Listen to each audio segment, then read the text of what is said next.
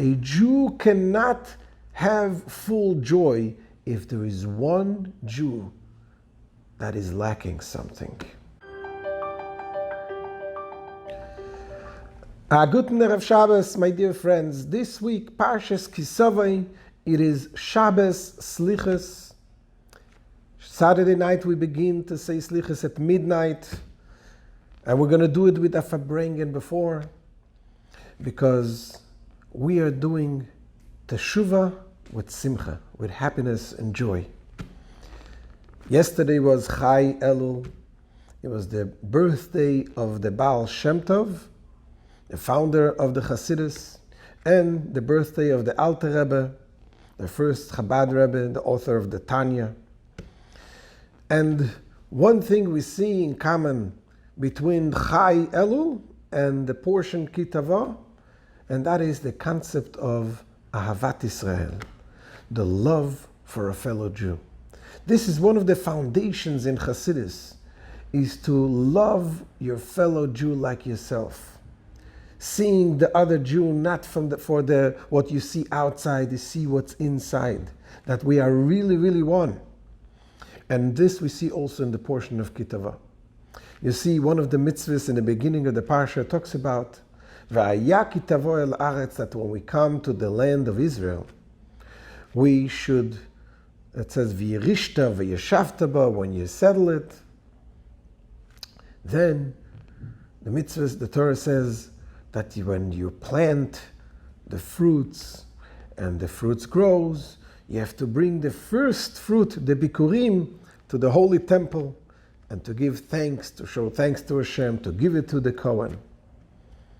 But what is interesting, Rashi says that they are not obligated to bring the bikurim, the fruit, to Hashem only after everyone settled, and they divided the land of Israel to every single Jew.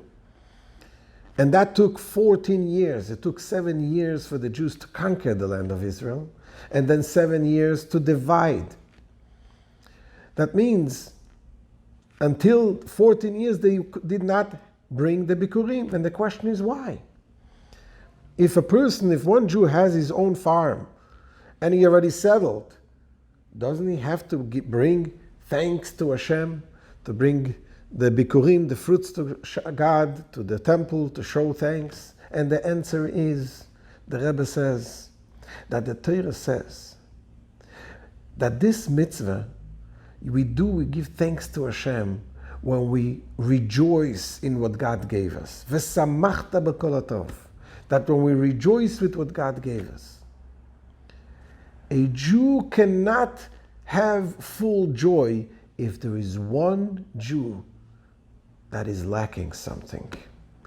If the last Jew did not get his portion yet, we do not bring the bikurim, because our joy is not complete. And this is a really good, important moral, important lesson in what it means, Ahavat Israel. When can we really truly be joyous? When everyone has what they need. And that is why, as we get closer to Rosh Hashanah, we look out. We bring the bikurim, we bring the first fruit to Hashem.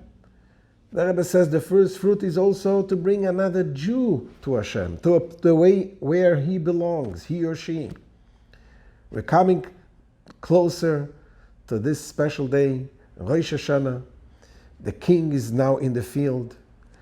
He's very approachable, and we will walk together with the king into the palace along with all the Jewish people together, and it will bring peace to the whole world with the coming of Mashiach very soon. Have a good Shabbos.